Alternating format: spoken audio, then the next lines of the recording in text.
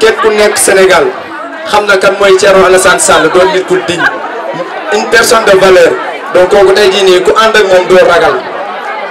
te tey jii nii dama am contentement mooy ba ma ñëwee gis fi suñuy yaay booy gis fi suñuy papa ñu toog fi ñu ngi leen ñuy nuyu bu baax yéen ñi nga xam ñoo leen invité doon ay autorité fii Malika def lu ne Malika comme ni ma si xamee muy ñoom Serigne Ba su ma waxee Serigne Ba yóbbaale naa ñëpp. Samba Ndaw la jeunesse d'abord. ñu ngi koy remercier bu baax a baax moom it mi ngi liggéey bu rafet ci ñu ngi lay remercier bu baax. merci beaucoup Samba. Alaaji Ndaw sama géer bi am solo bi nga xamante ne moom nga tenir donc ki nga jot amul muy mag di góor di jigéen di ndaw ñëpp a ñàkk temps mais tey jii nii lépp li nga xam ni jàppoon nañ ko bàyyi nañ ko tey pour mën a ñëw màggal bés bi nga xam ni bésu Ahmed Bala Mouhamadou Abdoulaye Ba. Pourquoi tey jii nii ñu ne dañu choisir Mouhamadou Abdoulaye Ba pour mu nekk suñu candidat ici à Malika sous la bannière bien évidemment de la République des valeurs qui est une partie boo xam ni ce n'est plus à présenter parti la boo xam ni tey jii nii li nga xam ni ci la ñu dëpp ci la ñu lalu mooy jiite ak ngor jiite ak dignité. ah xool leen que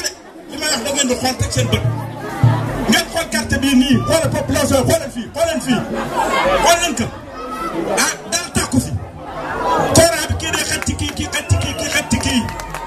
loolu yéen a ko war a. ma guddal nag ginnaaw temps bi dafa gàtt man nag maa ngi fi teew dañu may invité ma teew fii ci turu association des acteurs de la culture urbaine bu Malika bi nga xam ne ñu ngi ko sos il y a de cela 2 ans ñu ciy liggéey boobu ba léegi parce que ku nekk xam na ni Malika loolu soxlaatul ñu koy wax maanaam liggéey bi ci wàllu administration ci wàllu mairie dafa doxul dara Malika dafa demul fenn surtout nag artistes yi nag ñoom nekk nañu ñi nga xamante ne vraiment ñoom ñooy orphelins yi quoi ñoom gisuñu seen bopp ci liggéey boobu noonu ci avancement yi ci dara donc loolu moo tax ñu délégué ñu pour ñu approcher candidats yi yëpp xool kan lañ ci programme bi méngoog li ñuy joytu bu ko defee artistes yi mën a taxaw jàppale ko ba liggéey boobu mën a avancer. booy ñi ngi dëkk ba Kéju Malika waa Espoir gis naa leen fi ak waa Biso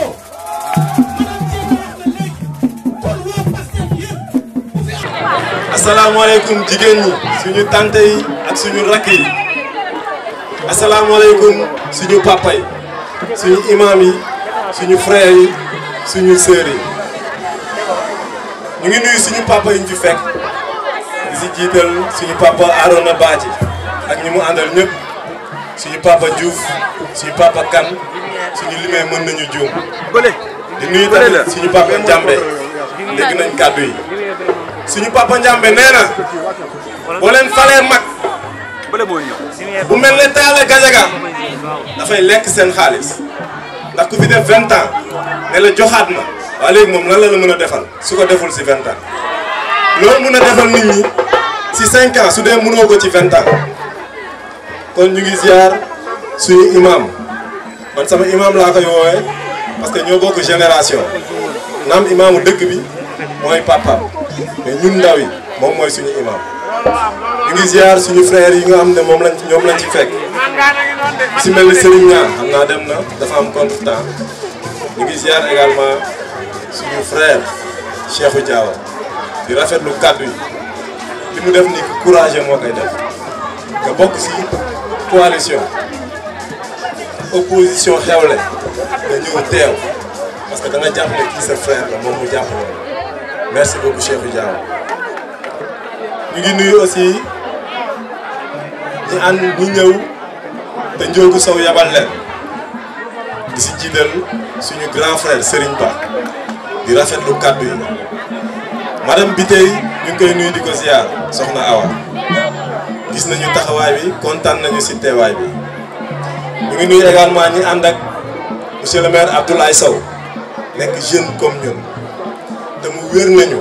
yàgg dañuy ànd incha allah rabbi di ko ziar bu baax a baax di nuyu waa mouvement navétane parce que tey gis naa fi ASC yu bari su ma limee mën naa juum ndax 14 ASC lañ li koy firndeel rek mooy waa Malika sur Mer ñoom ñoo jël ndam li taaw ñoom ñoo jël ndam li tey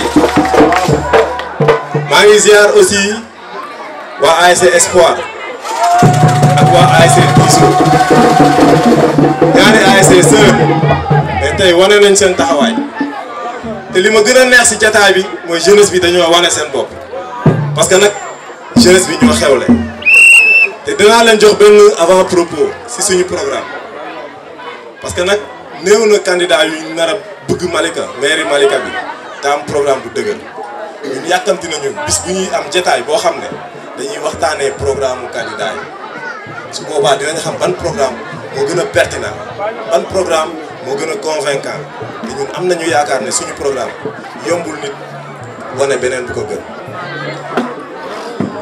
suñu programme boobu may wax ni li ci ëpp solo te ñu war leen jox seen wàccuwaay si programme bi mooy jeunesse bi mais mooy jigéen ñi. Agence des statistiques et de la démographie moo ne la majorité de la population sénégalaise est constituée de jeunes mais tey soo demee suñu instance de décision yi lim bu néew la fa jeunesse bi am soo demoon si cadre de concertation bi nekk si dëkk bi lim bu néew la fa jeunesse yi am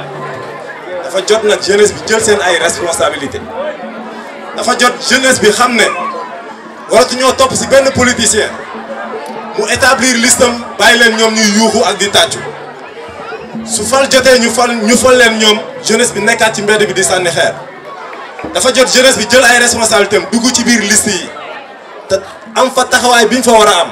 parce que dafa jot su conseil municipaux yi toogee autour de la table suñu compté jeunesse bi ëpp fa doole jigéen ñi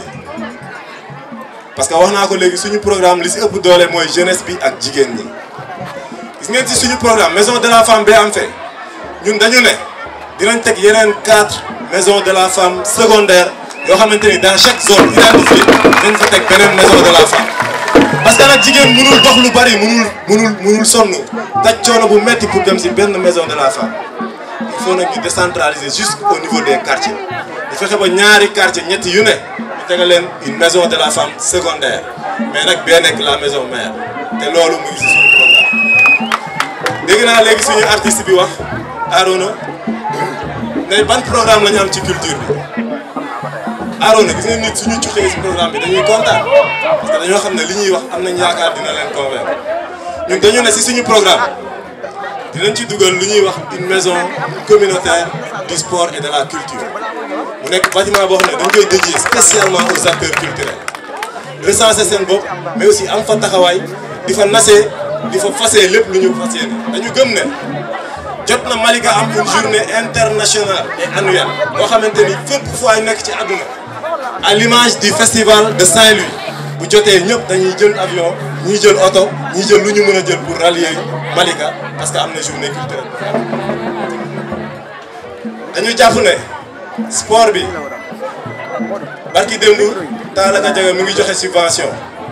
250 000 par ASC ñun dañu jàpp ne suñu programme on va démarrer avec 500 000 francs par ASC avec 1 million de francs pour la zone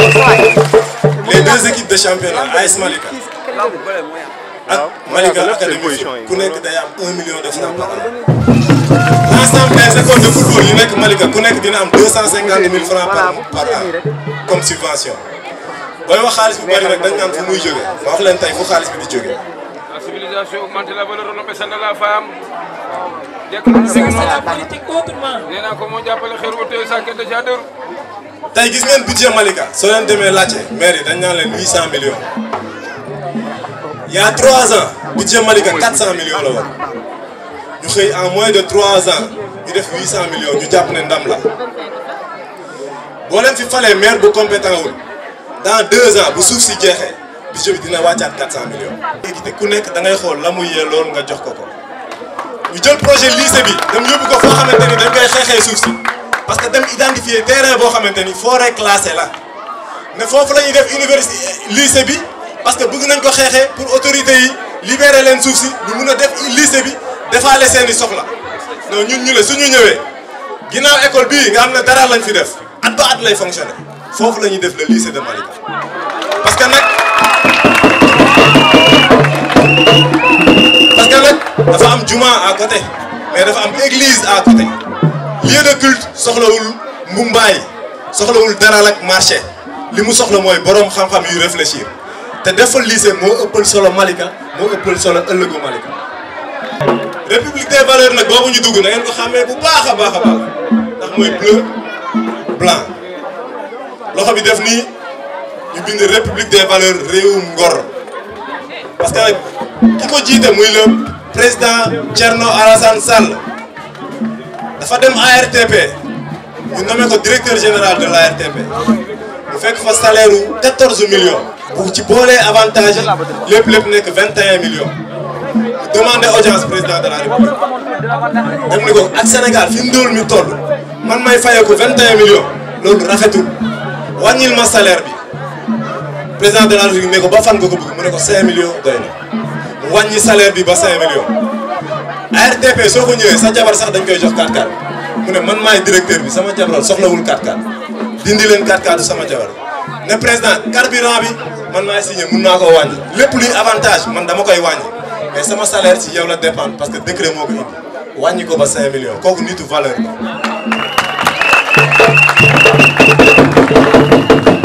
mu nekk ministre pendant plus de 4 ans lu ëpp ñeenti at mu nekk ministre ñëpp xam ministre ni mu neexee. ñu war a signer ay contrat pétrole si pétrole bi feeñ Sénégal ñu def appel d'offre dafa am commission bu ñuy wax la commission des marchés mooy def ouverture des plis ñu def ouverture des plis tànn kat ki ëpp doole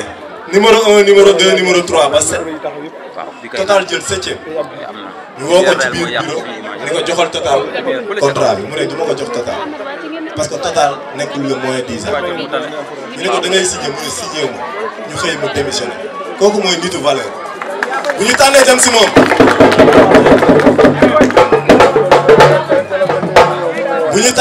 moom c'est pas fortuit c'est pas un choix fortuit parce que dañoo xool ak suñuy valeur ñun fan moo ñu gën a jege ak suñuy principe ñun fan moo ñu gën a jege ak ni ñu fas yéenee doxal Malika ban parti moo ñu gën a jege ñu ànd ñun ñëpp dem seeti ko bi ñu demee hésité wu il n'a même pas hésité ne yéen laa def suñu candidat tey rek laa dem déposer mandataire bi am na ñu bari dañ doon wax naan non vraiment bëgg nañ Ameth nekk maire mais est-ce que dina am 15 millions sama saak su ma jege woon léegi ma woon leen quittance de versement des 15 millions sama saak su ma jege woon léegi ma woon leen lépp luy document lu wane ne naam pour nga gagner maire bi da ngay ànd ak ay mbooloo da ngay dem ci coalition yi loolu moo tax ñuy ubbil suñu bunt képp ku jóg pour ànd ak ñun pour dem ci élection yi mais dama ne soo ànd ak say mbokk ànd ak say dëkkandoo ànd ak say papa ànd ak say xarit ànd ak say am di jàmm ànd ak say fans ànd ak mouvement navétane ànd ak jeunesse bi ànd ak femme yi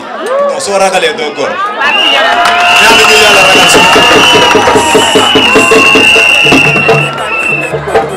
te nag ma dee leen imam bi moom ko gën a xam suñu borom fit yi la àndal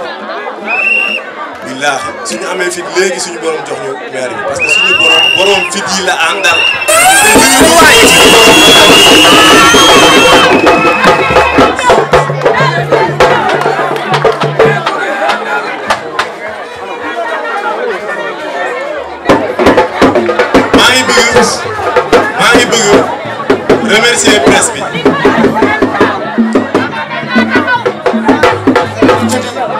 maa ngi bëgg remercier presse bi di si jiital Moussa Yafine parce que nag suñu frère la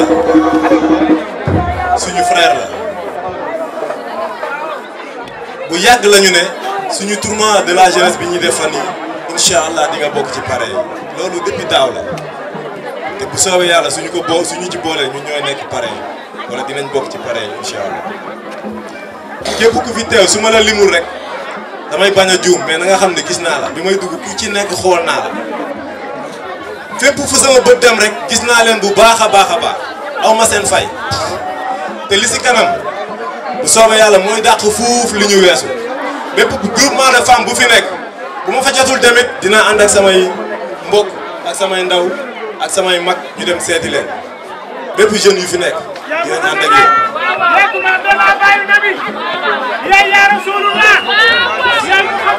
merci Diallo ziar gis ngeen dama wax ci jeunesse bi wax ci femmes yi ci jigéen yi dinaa wax ci mag ñi nag dinaa wax ci mag yi ndaxte xam ngeen lu tax mag yi ñooy jógee jàkka ja julli ba pare directement dem ci bureau de vote koo ci xool mu ngi ran man nekk naa président jury bureau de vote ba taay mais paa yi ñooy jiitu ci buntu bureau de vote yi yor seen kurus di wirdi seen ay wirdi si buntu bureau de vote yi lañ koy eggalee mais dama ne suñu papa suñu maam bu si yar sa doom ba mu màgg am 19 ans jëm kaw nga yar ko fa nga ko war a yare jox ko valeur ya nga ko war a jox non jàpp naa ne avenir am intéressé na la te avenir u jeunesse bi mooy jox Malika koo xamante ni dès le départ dafa naan lii mooy sama vision fii laa bëgg yóbbu Malika te ñun suñu vision mooy faire de Malika la commune de référence commune de référence mooy commune boo xam ne képp ku bëgg développer sa commune si biir Sénégal da ngay envoyé ay stagiaires Malika ñu ñëw xool naka la ñu def ba réussir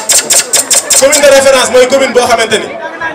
boo xoolee bande de filao yi dinañ ko reconstituer soo duggee si mbedd yi di nga gis garab yi saxal nañ wala saxal nañ leen mais di nga gis ne jigéen ñi setal nañu mbedd yi di nga gis ne lycée am na fi xale yi ñu ngi jàng parce que suñu programme nag fas yéene nañ def dans chaque zone si 4 yi ma wax léegi une bibliothèque communale boo xamante ne dafay am accès à l' internet gratuit.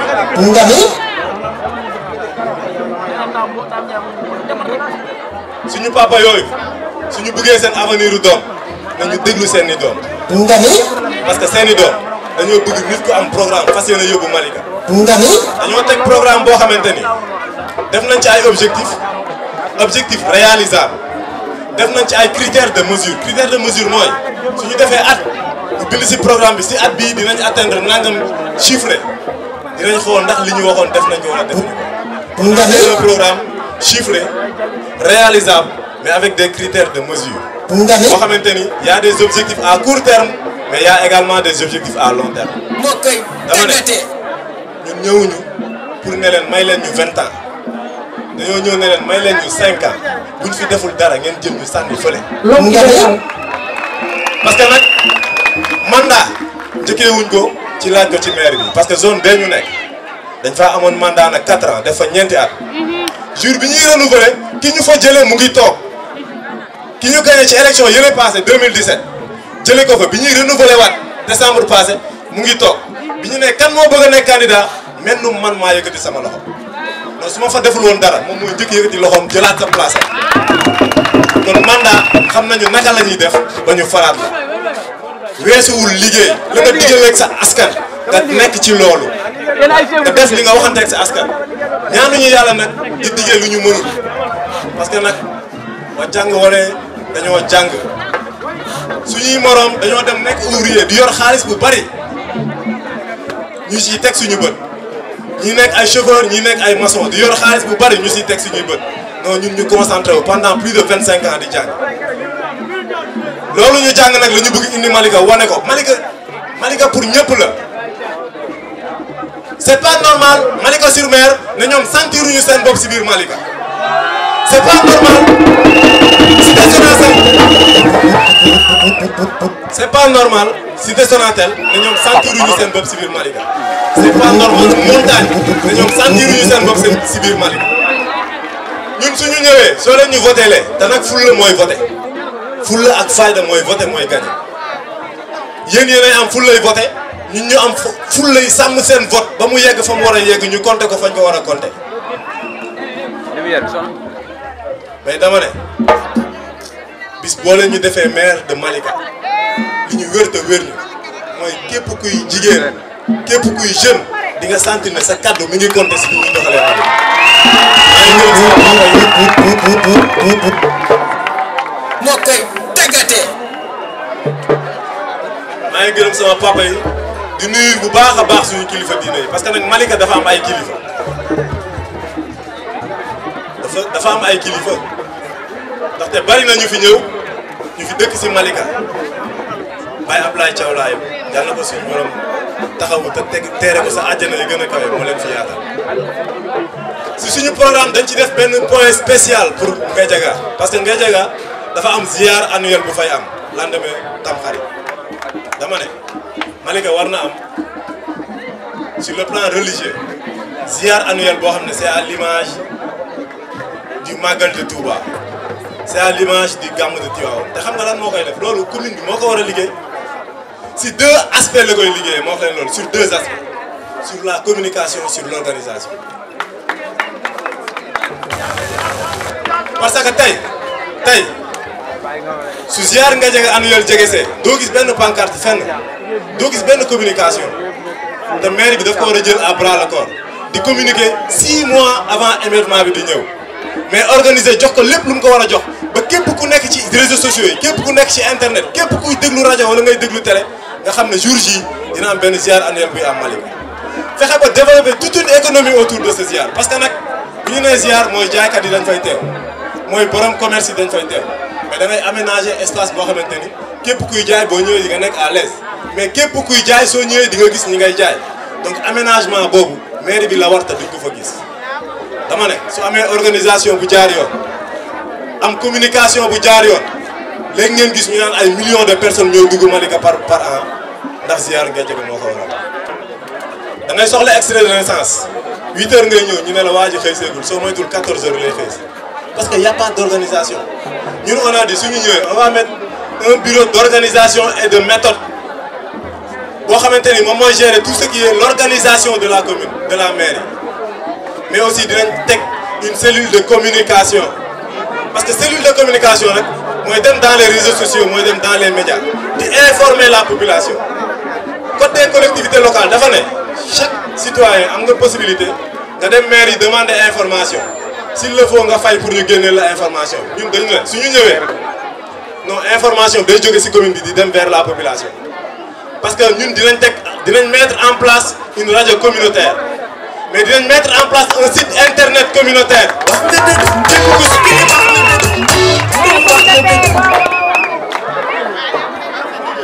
ñu ngi nuyu suñu camarade Lamine Gueye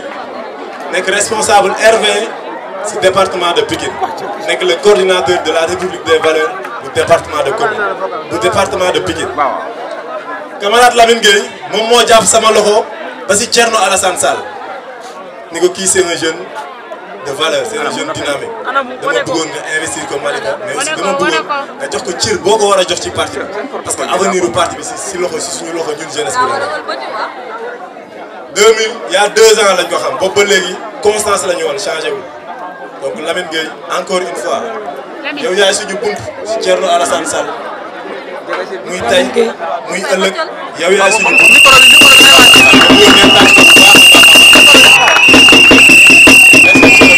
may wax ne candidat la mairie au niveau de Pikine dama ne ñun suñu ñëwee dinañ teg une cellule de communication boo xam ne dinañ ubbi radio communautaire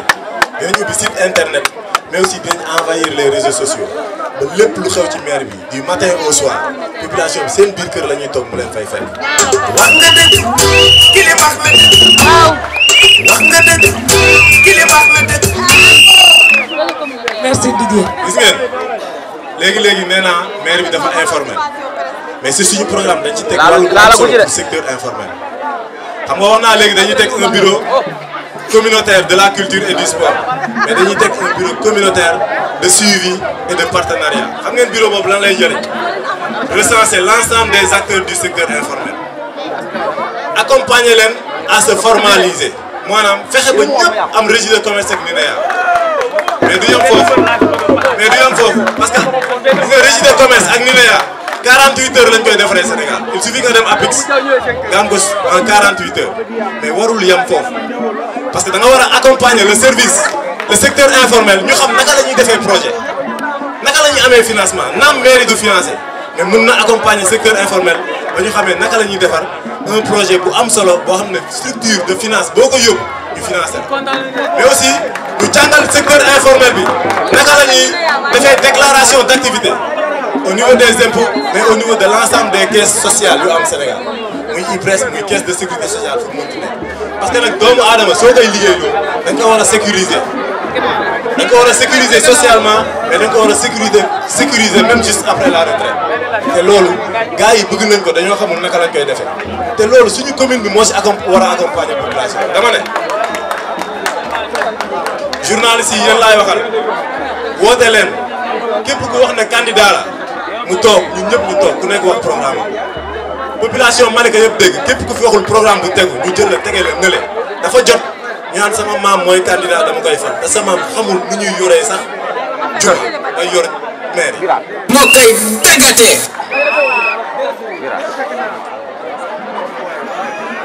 kon maa ngi gërëm képp ku fi teew di leen sant di leen gërëm di wax ne commencé wuñu tey mais tey bis bu am importance la mais li ci kanam mooy gën a neex.